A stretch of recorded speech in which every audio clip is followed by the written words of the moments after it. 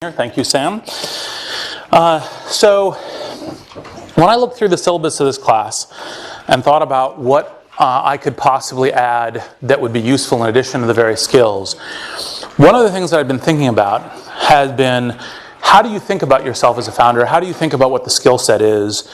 And what are the things that you should be thinking about in terms of, am I ready? How do I get ready? Is it the right thing for me? These sorts of things. So let's start with the perception of what a great founder is. And classically, this tends to be Steve Jobs, Bill Gates, Elon Musk, Mark Zuckerberg, Jeff Bezos. And it's an image of founder as Superwoman or Superman, right? Who has this like panopticon of skills. And I can use the word panopticon because I'm here at Stanford. It's things like, I know how to do product market fit. I'm great at product. I'm great at strategy. I'm great at management. I can fundraise. Right?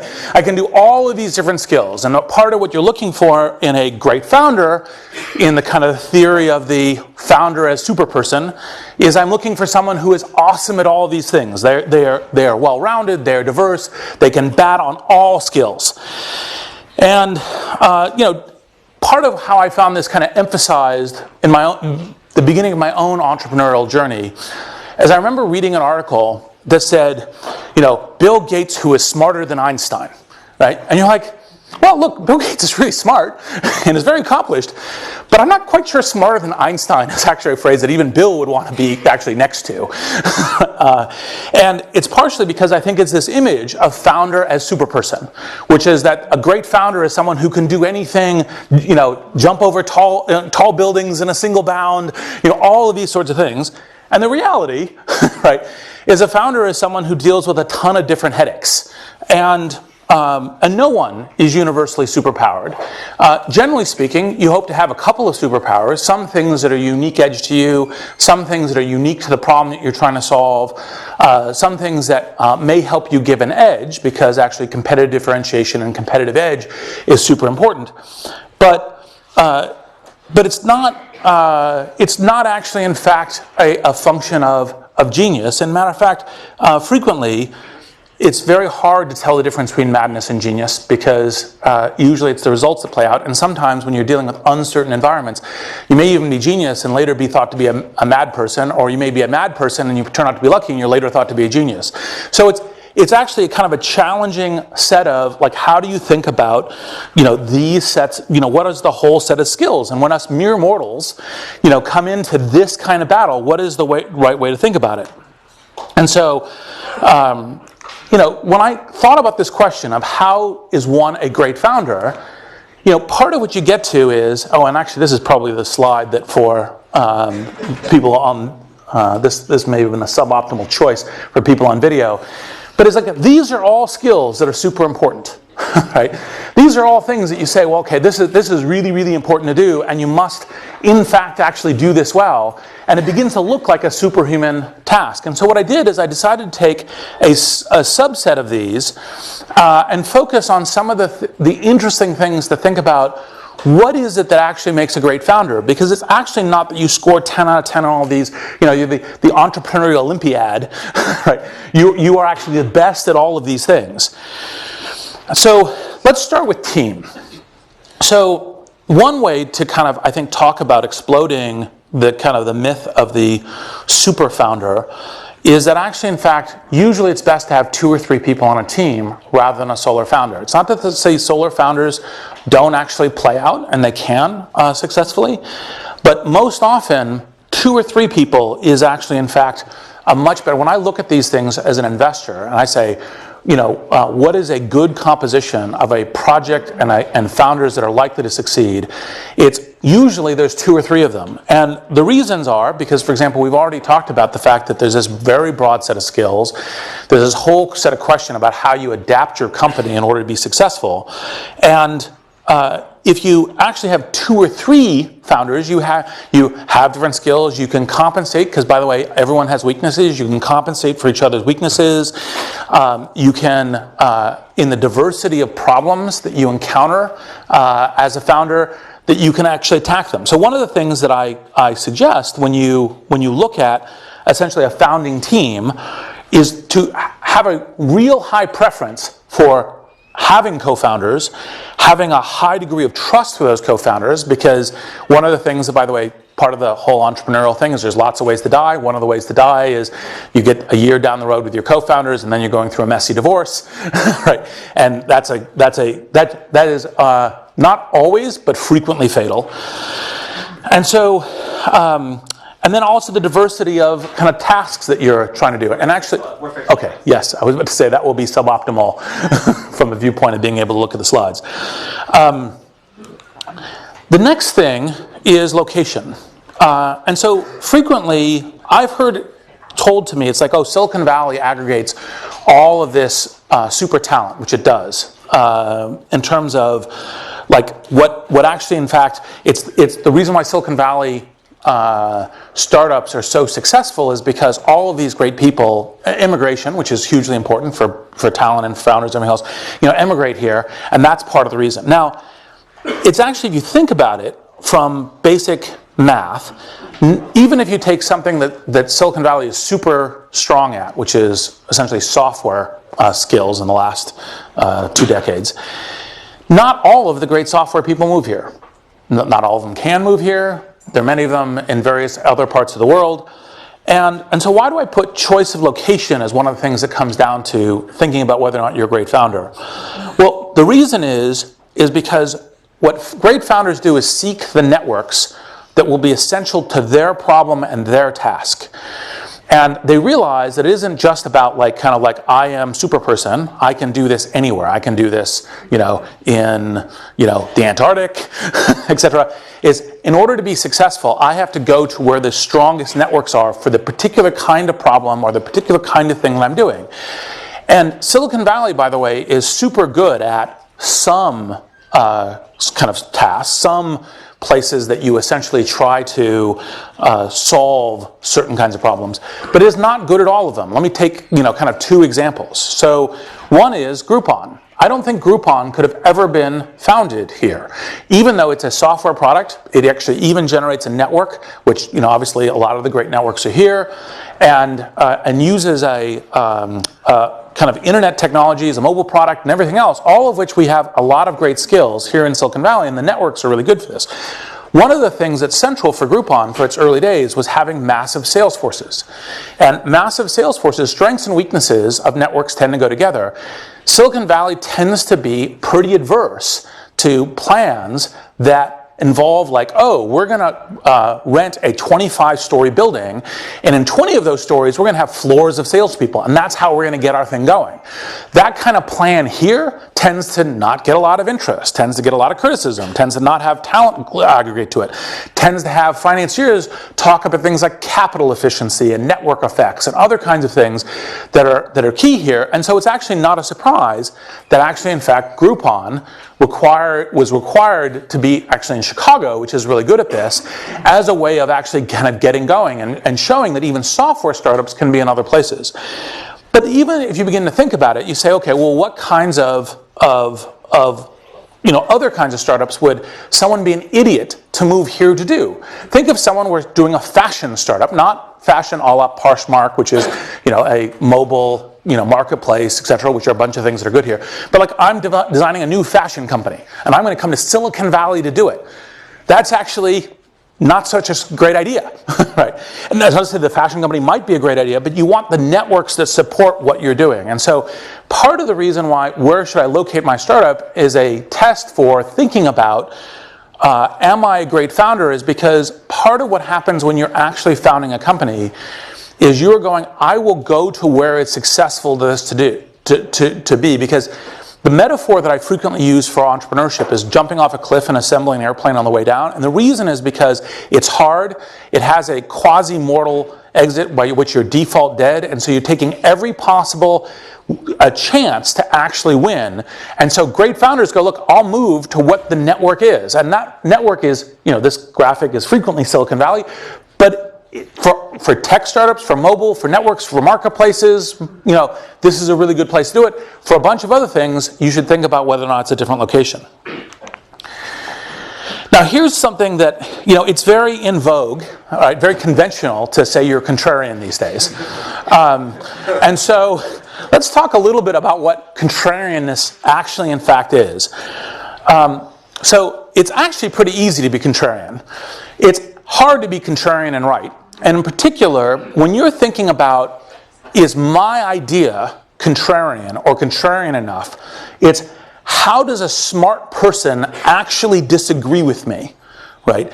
Because if you can't think of a smart person who isn't like ignorant or just crazy or something else, but is a smart person who is somewhat expert in this or thinks that your idea has some serious challenges, then it actually isn't contrarian. Right, so contrarian is always, actually this is one of the things that Sam and I talked about at startup school, is contrarian is actually relative to an audience, right? So when you want to be, when you're thinking about contrarian in terms of like a really good contrarian idea, it's like, okay, what would other, say it's consumer internet, good consumer internet people think is actually in fact not yet a good idea? And part of when you think about contrarian is to say, okay, what's the way that, what do I know that other people don't know? Because it isn't just I'm brilliant and other people aren't, and that's the reason my contrarian thing is right. That's a very bad test. Might happen to be true. Of course, lightning could also strike you in the field, right? So think a lot about like, what is it that I know that other people don't know? So for example, in the very early days of LinkedIn, part of what I advise all founders to do is go talk to every smart person who will talk to you and give you feedback. So at LinkedIn, I walked around and said, here's my idea, what do you think?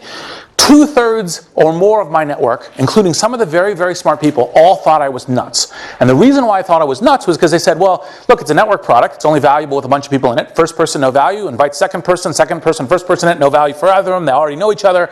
When do you actually begin to deliver on your use case, which is like 500K to 1 million people, right?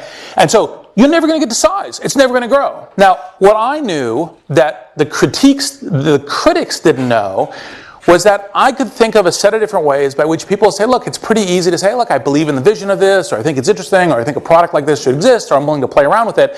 And I can leverage those sets of interests to grow the network to get to enough size that you could begin to deliver on the value propositions in which LinkedIn had.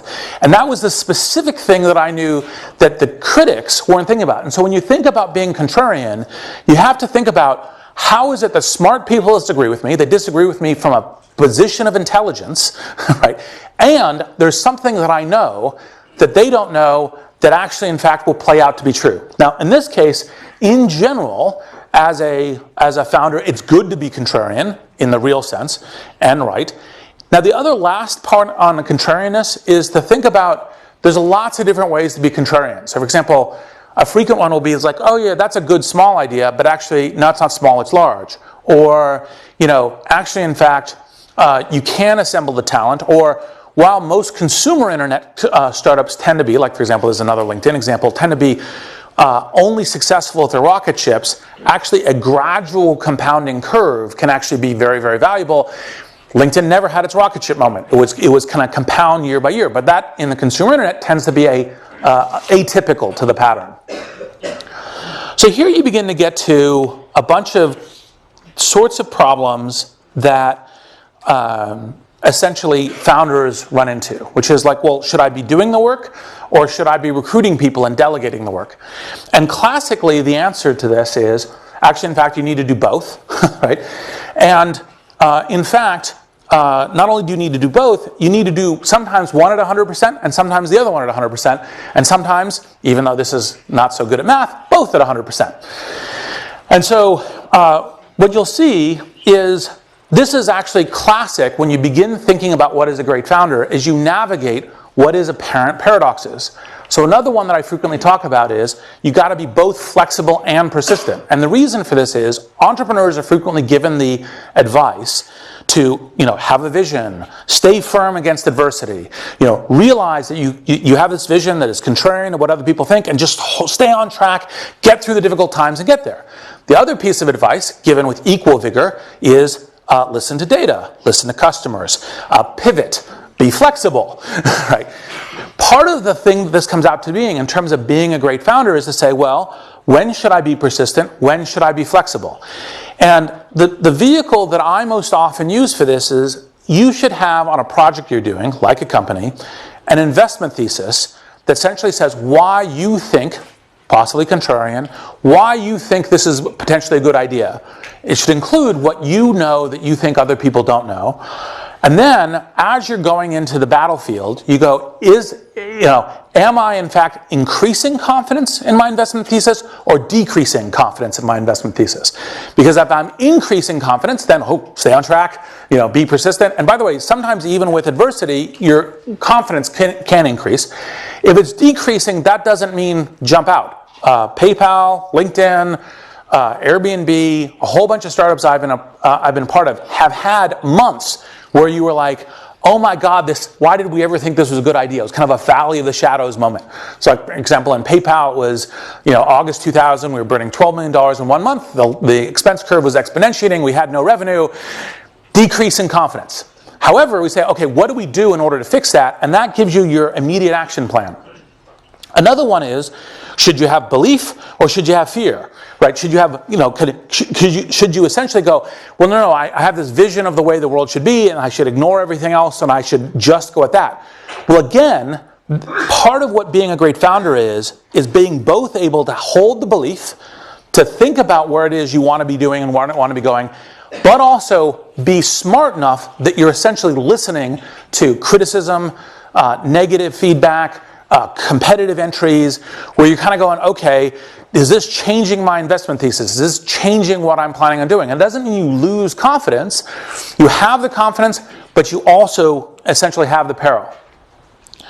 Again, in this kind of thing of how do you put these two things together? Should I focus internally, build the product, ignore the world, ignore competitors, etc., or should I focus externally? Should I be recruiting? Should I be meeting people? Should I be gathering network intelligence? Again, the answer is both. And the reason why I'm focusing on these kind of it's both rather than either or is because part of what makes a great founder is the ability to be flexible across these lines, to sometimes be 90% one way, sometimes be 80% the other way, be executing the judgment on what does the current problem look like? How is it that when I'm trying to solve this, that I should say, this is what we should be doing and how should I be dividing the work? And part of when you think about these things, and you say, like, this is another one that's kind of classic, is people say, well, I'm completely motivated by data. It's what customers say. I do user groups. I've a lot of entrepreneurial methodologies, lean, other kinds of things are talked about is like gather the data, be guided on the data. Well, actually, in fact, data only exists within the framework of a vision that you're building to, a hypothesis of where you're moving to. And the data can even be negative, and you can think, well, actually, in fact, this negative data means that I need to change or alter the way that I'm thinking about something, but I actually keep on a specific vision about what I'm doing. And by the way, sometimes even when you have that specific vision, you don't necessarily actually ever end up at that big vision that you were thinking about. So for example, at PayPal, we distributed these t-shirts that said, the new global world currency, right? Well, actually, in fact, one of the and I know Peter's been here, one of the jokes I told Peter is like, well, actually, we do have this new world global currency. What we're trading in is dollars. You may have heard of it. It's existed for a while, right? We're essentially a master merchant for that. Now, of course, this presages what might be happening with Bitcoin, although, there's a whole other topic there. However, the key thing is that vision of saying we are creating a kind of a universal network that allows anyone to pay, anyone to become a merchant, to bring the electronics into the speed of commerce at any business that is being transacted. That vision kept a true north, by which we say, well, first we think we're going to have a banking model, then we think we're going to have, a debt model. Oh no, we're going to actually have a master merchant model, and how does that actually play out? So you're always combining the vision and the data is within the framework of a vision, and sometimes, of course, what you learn changes your vision. Now, this is one of the ones that I actually think we saved this special picture for one of the ones that I actually think is quite key, is that normally entrepreneurs, founders, are thought about as having, like, they're risk takers, right? Whereas everyone else cowers in fear from this notion of risk, they boldly go out. Now, that's true. You have to be a risk taker. You have to be thinking about how do I make a really coherent bet on risk, because in fact, the only really big opportunities, the only contrarian opportunities that smart people disagree with you on, happen to be one that have risks associated with them. On the other hand, part of the skill set that when you're beginning to apply how you think about risks as an entrepreneur is you're beginning to think about, like, how do I take intelligent risks? How do I take a focused risk that if I'm right about that one thing, right, then a bunch of other things break my way. And once I start doing that, I try to figure out how to make my on-shot possibility as high as possible, e.g., how do I minimize other risks? How do I essentially take this risk in an intelligent way that doesn't just go, oh yeah, risk to the wind, who cares? But let's go. And so this kind of combines that, this image, which I think is the best of the images we found for this yet, is kind of this sense of how to think about it. Now, back to what I was saying in terms of having an investment thesis. Part of having an investment thesis is you chart it out. It's kind of a list of bullets. You say, like, for example, in early LinkedIn, it was like, look, everyone is actually going to be benefited by a public professional network. Everyone will realize, including companies, that it's better to have it play out this way. The initial set of adoption will come from essentially people who are like, visualize the world this way, are willing to play with it, and then eventually the mass market will come on as they begin to have a network that is already delivering a value proposition to them. That's what kind of an investment thesis can look like. And then, you got economics, so like initially recruiting and then broadening and other things. You have that investment thesis and you say, is my investment thesis increasing or decreasing in confidence? Do I think that the data that I get from the market, when I talk to smart people, how does that change my confidence in it? And this is actually how you essentially minimize risk. So, for example, very early days in PayPal, the part of what happened is they said, okay, well, we're going to do cash on mobile phones. We'll do cash on Palm Pilots because it's really easy. We actually realized the cash on Palm Pilots wouldn't work even before we launched the product, because basically what happened is I went in and said to Max and Peter, I said, look, here's our challenge. Our challenge is, this room probably doesn't remember what Palm Pilots are. They were the early PDAs. And so we lived in what was Palm Pilot Central, and the whole use case was splitting the dinner tab. And how many people, everyone at the table would have a Palm Pilot split dinner tab?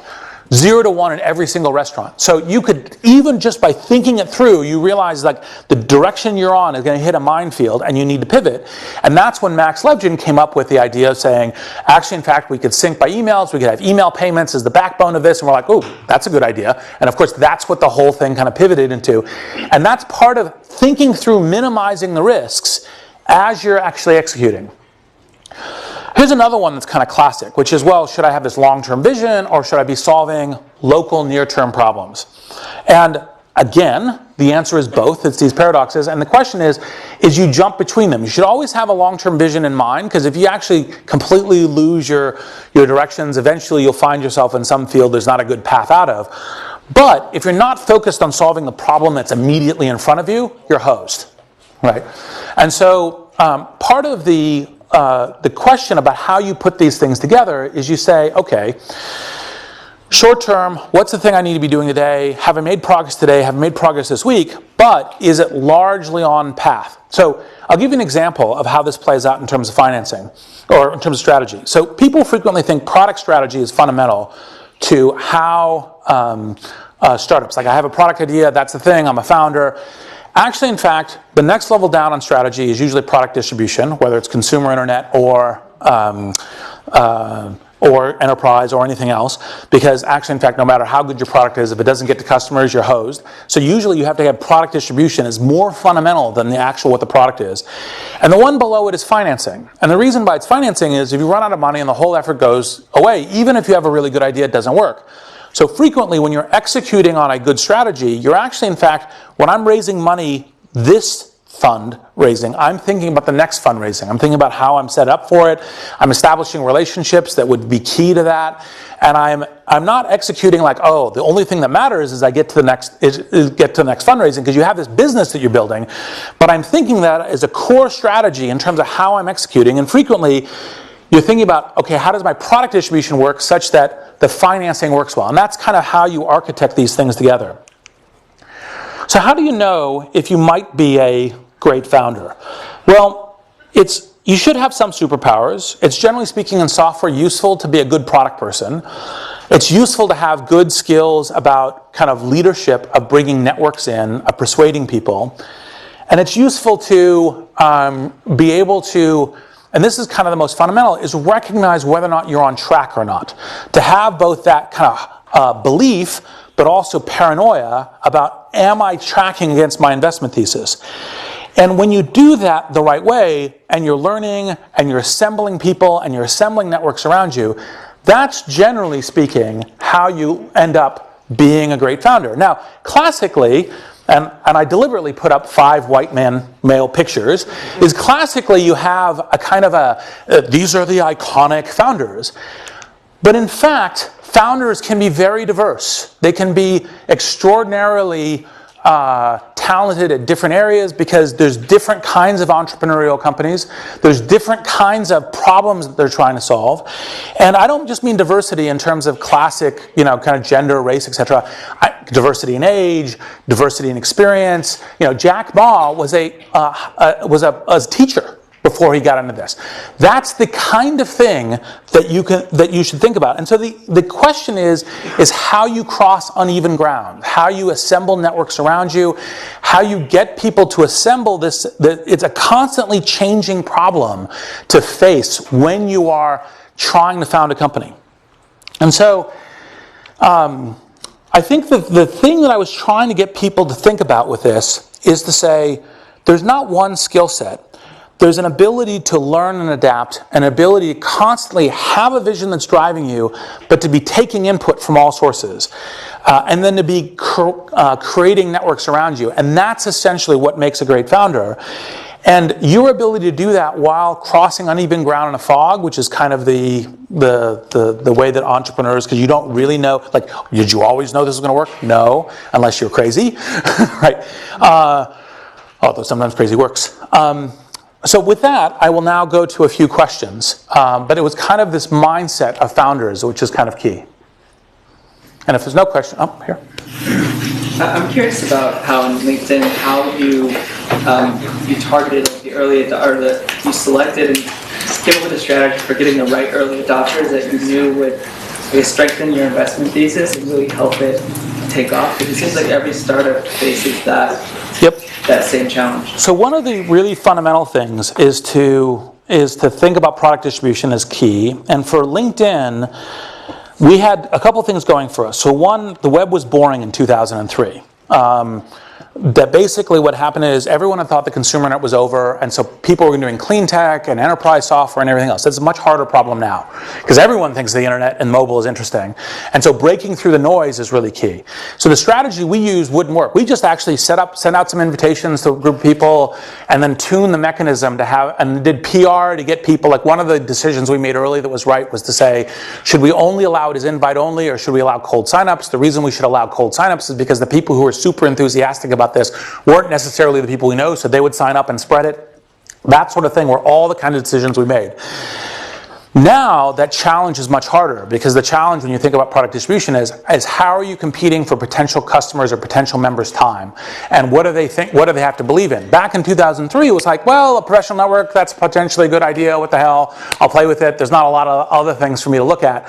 Today, there's tons of things. And so your strategy today when you're looking at product distribution has to be, what is my really decisive edge? What is the hack that I know that other people don't know? So. As an investor, when someone comes to you, how do you tell he's a good founder or not from just like our pitch? So how do I know if someone's a good founder or not? Well, it's not. I'm a huge believer in references. Usually, I only ever. Actually, no. 100% of the time in this case, I only meet with someone when they come to me through a reference. So one of the things, by the way, after this I have to run off because I have a meeting that I need to get to. If you want to actually get time and attention with me, find a reference. It's not a pitch to using LinkedIn. It's a question of this is how you sort out time. You can find like Sam knows me, not to throw Sam under the bus, right? Yes. And so a reference to me is, in fact, the way that I do this. And so, for example, when I met with the Airbnb guys, part of the reason why I could interrupt them 2 minutes into their pitch and say, I'm going to make you an offer to invest. I want to hear the rest of the pitch because I think what you're doing here is magical and awesome, was because I'd already had references on them. Like, that was only 2 minutes, not even 30 minutes, because I already knew about them before coming in. And by the way, by and large, that's some version of that is true of most of the great investors. And it's that network that's really key. I think there was a question over here, too. Here. So would you consider density of insight to be a strong signal for great founders? Density of insight is a strong signal for great founders. Can you say another sentence? So being able to distill a thesis out of a whole variety of observations, so nail it down to a concise sentence. Well, I would definitely say that the ability to say coherently what you're targeting and to articulate something that isn't trying to boil the ocean or a Swiss Army knife approach, but is like one focus, like, look, if we're right about this, then it works. That is actually pretty important to being able to judge a founder. Because if you don't have that level of clarity, you're not going to be able to assemble the network behind you. You're not going to be able to get investors, you're not going to get employees. You have to be able to articulate a very clear mission about what you're doing. And insight is helpful, although a little bit of this depends on the stage. It is always, if I find myself attracted to founders who've analyzed the problem a good way, but frequently I've seen great founders who do not present good analysis but have an instinct about what they're doing, and so you more chart what's going on around them. When LinkedIn had like 5 years of ramp up time, like what kept you going to like keep like doubling down on the original? So how did I keep persistence when? Because actually LinkedIn went through, let's see, for those who remember, we were treated as the little alternative to Friendster, then to MySpace, then to Facebook, right? So we had a lot of different, like, we are the little teeny one next to these respective giants each of the time. Ultimately, for me, when I was thinking about LinkedIn, this gets back to the investment thesis as a mechanism. I continued to believe the right economic system design for every individual's life and for organizations' life is to have public professional profiles. That world is the way the world should be. Everyone's much better off with it. And we are getting closer to that than everyone else. It may be that it hasn't taken off as fast as I liked. It may be that the general world is going, oh, this social stuff is really interesting. We could only get in the news in the summer of 2003 by saying we were Friendster but for business, which is completely like nonsensical once you begin to look at the thing. But it was like, okay, we'll cover you because it's Friendster but for business. And that was important to begin to get people to pay attention to us. And so the confidence was, that world, I still have confidence to believe that it should exist, and no one is getting closer to it than we. It's taking us maybe longer than I'd hoped to get there, but that's okay. So, same. When you get it wrong, when you meet a founder that you think is going to be really good and seems to be able to move between these opposing forces, yep, and on paper seems like they're going to go the distance, what is it that makes you get wrong about someone that looks good at first observation? Well, to some degree, you can only fully cross these kind of minefields by actually going and doing it, right? So you can be wrong about your hypothesis. The kinds of things that frequently get wrong are when you think that a person, because they, like for example, one of the tests that I frequently use in an interaction is I push on the idea some. And what I'm looking for is both flexibility and persistence. I'm looking for, no, I have conviction in what I'm thinking and I'm arguing it, but I'm listening to what you're saying and I'm adapting to the concerns and whatnot of how you think about that. Sometimes you'll find someone who says, look, I've learned to mimic that behavior. So I've learned to say, for example, I've learned to look like I'm reasoning with you and I look like I'm thinking about the challenges you bring up, but actually, in fact, I'm ignoring you. Right? And ignoring me, that might be fine. Right? Ignoring the world in general is usually a disaster. And so those are the kinds of things that in the measurement you can see essentially getting wrong. But usually the kind of thing, like most often, like kind of reference questions I ask about founders is like adaptability. Like one of the phrases that I frequently look for is infinite learning curve, because each entrepreneurial pattern is to some degree unique and new, and can you learn the new one, right, is a way of doing it. And so, like, does the learning break down, or is there some major skill set? Is there an ego issue that gets in the way? Like, well, I must be the great. Like, everyone must adulate me, and that will cause you to behave wrongly in adapting to the problem. those kinds of things. I think I have one last question, the woman in the back. What makes a great co-founding team? And from your perspective, what makes a good partnership when you're evaluating how to be a great co-founder? Co-founding team, how to evaluate, and then how to think about co-founders.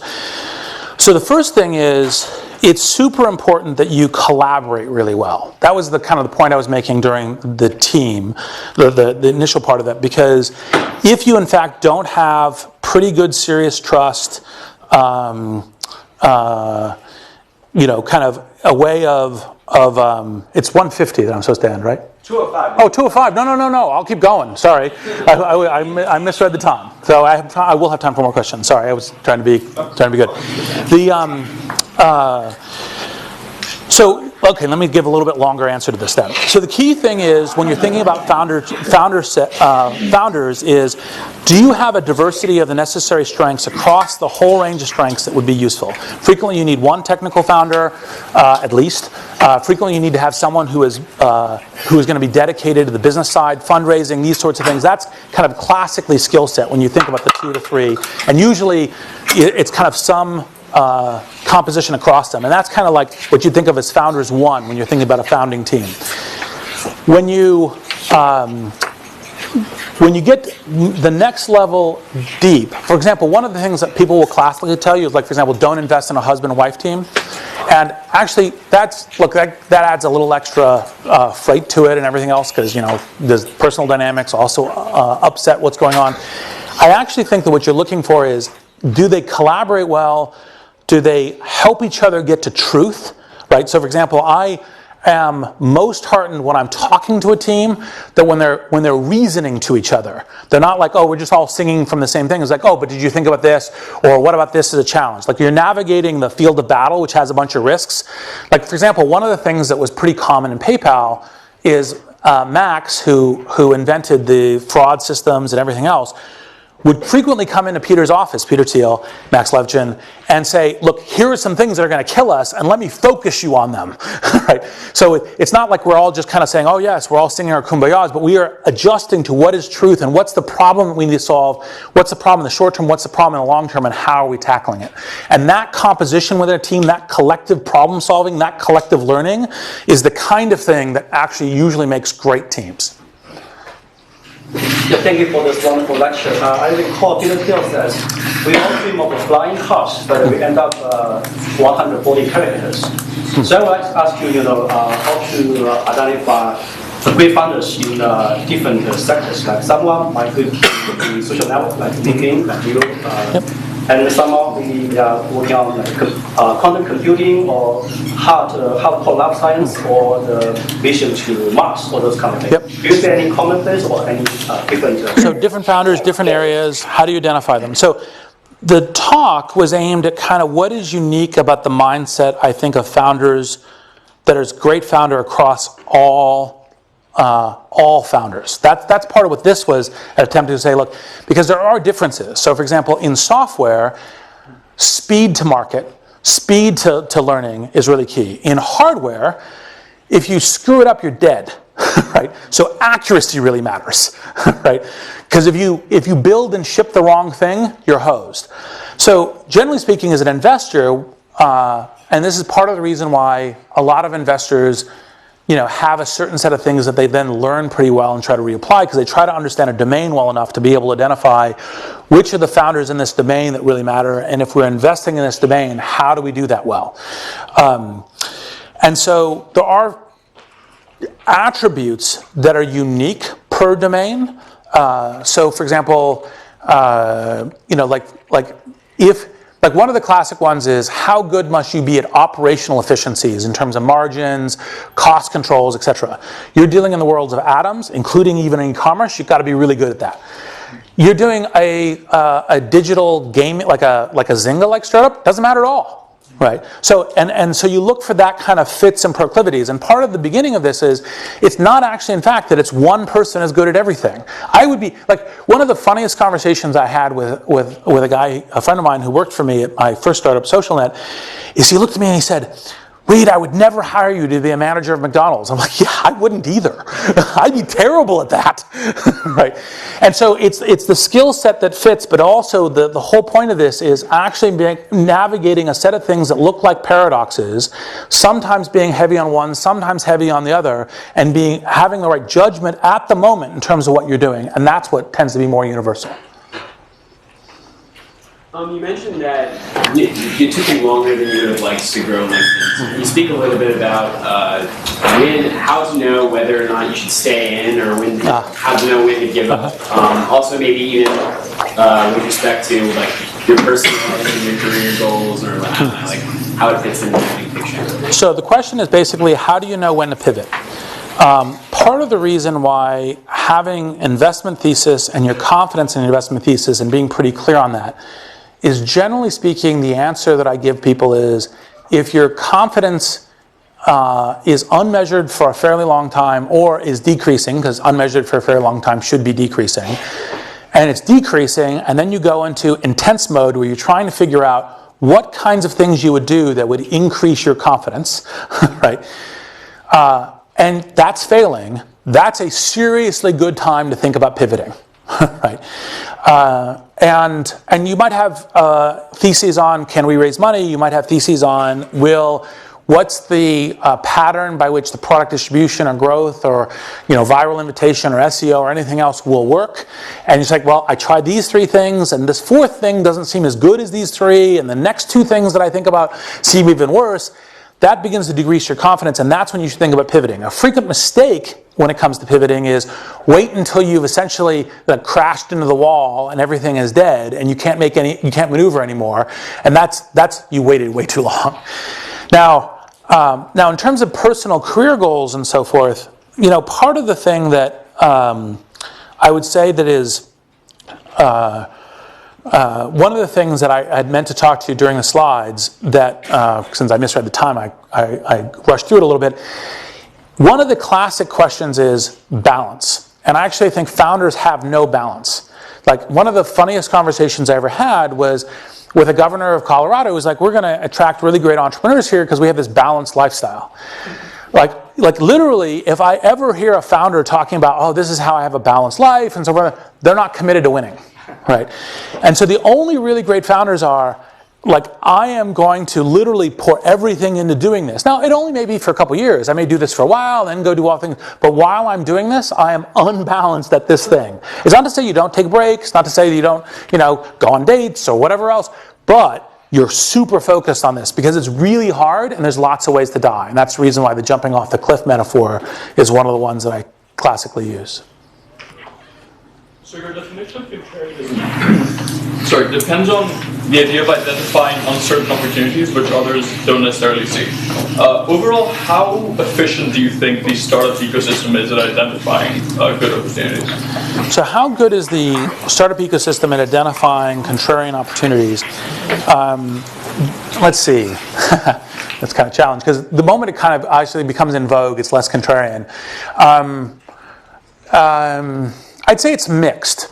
Sometimes, because part of what makes a great investor is an ability to go, look, I take this radical shot, I take this radical shot, I take this radical shot, and there's enough people who are investors. There's usually someone, if you can find your way to them, the network, finding your way through the network sometimes difficult, sometimes tons of noise, hard to get to the signal.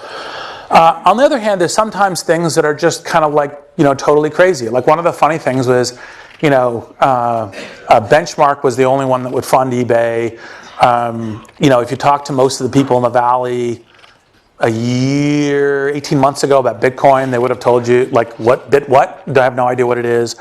And by the way, it's still unclear how Bitcoin will play out, although I think the fact that there will be a distributed trust system on cryptocurrency is, I think, almost certainly going to exist in the world. And the real question is Bitcoin the first or last cryptocurrency? First, there's new ones and new features. Last, because it's the one that has network effects and is already going. And so I think it's pretty good with it. Frequently what happens is people think they're contrarian because they're doing something they think is in a unique combination. I'll give you 2 examples, and hopefully the founders of these people who sent me these I get about 30 pitches sent to me a day that I basically don't look at unless something in the title makes me laugh, in which case I look at it mostly as comedy, and I'll share 2 comedy ones. One of them was wearable diapers, which was you have the computer monitoring, whether or not the kid is, taking a pee or a poop, and they'll let you know, and you're like, if you're that far away from your child and this kind of thing, it's probably a bad sign of other things. And then the other one was customized e-commerce bongs. You're like, ooh, I got a contrarian idea. You're like, yes, you do, but not the right way. Right? So anyway, so I think generally speaking, the system's pretty good at it. In the back? Besides social net, ahead of time, I guess. How do you think about creating markets versus discovering them? Yeah. Okay. So this is actually it's a challenging question. The frequent, and it's a good follow on the contrarian thing. Like, frequently there's this classic thing of, oh, does the market exist yet? Is that because it's going to be huge or non-existent? The good news is it's usually one or the other, right? And so that makes going after something that most people don't think is a market, but you have a reason to believe it, is actually sometimes frequently a good bet. However, it can sometimes completely flame out. And one of the things you're doing when you're testing your investment thesis is, what would lead me to think whether or not there's a market there or not? Because, at the beginning, there are no markets. And so it is, of course, conceptually possible to create markets. People think that there's a new need for this sort of thing. On the other hand, the problem is how do you get fast adoption if people don't even know that they want it as a category? Right? So they say, well, but people, they just realize, like a classic entrepreneur misfire, a classic one is, if people just once it exists, they'll realize that they really love it, and they'll line up in droves for it. Well, there's a few entrepreneurs, Steve Jobs, one of them, who can do that.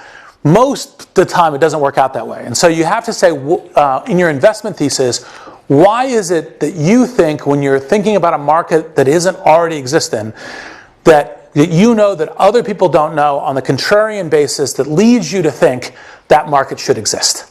Right? And so, for example, a micro one with LinkedIn was, actually, in fact, the classifieds means of recruiting was, in fact, an exercise of newspapers, an exercise of information age, and actually recruiting direct to people is part of what the networked age and the internet, and that's actually, in fact, how recruiting should go. Now, it was relatively easy to validate that, but that's the kind of thing where you think about there's potentially a new market. Last question. Yeah, last question. When do you know you've known someone long enough to start a company with them? One of the things Sam told us in the first lesson was you meet someone you've known for a long time. But when you guys started PayPal, for example, how long did you... It was a large group of people, so how do you know, okay, I trust these people enough to start a company? So I'm repeating the question in part because it's recorded and everything else, make sure that people hear it. But the question is basically how do you know that you trust someone well enough to be a co-founder? There's a whole bunch of different variables that go into it. And look, this is one of the risks that you take. And you kind of get to a thesis of, do I think that I know them well enough? Now, I'll parallel one thing that I think...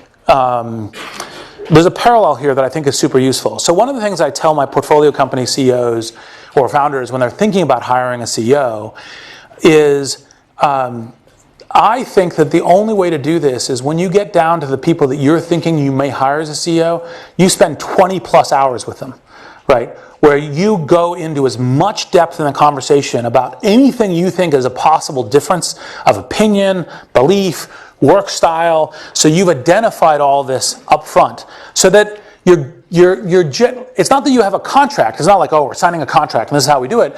But we've established the conversation. We've gone to all the parameters. We've had a conversation about what we might agree with or disagree with. One of the things that I frequently think is worth covering is almost like kind of the divorce. Like, why would we want a divorce? Like, what would lead me to say this isn't working, right? And to cover that up front as part of it. Because then, at that point, when you get into the field of battle, which is hugely stressful, you go through these valley shadows moment, you've at least got the basis of, we already conversed about a wide variety of things. We've set up, essentially, some expectations about what, how we might be playing together. And if it begins to vary off that, it's relatively easy to bring it up in a way that you're problem solving. And that's the kind of thing that I think you should be fairly confident that you have that level of trust For me, frequently, it's to have a set of robust conversations such that it's like if something comes up later, it's like, well, we talked about this in version, and we can bring that up. So, anyway, with that, Thank you very much. thank you.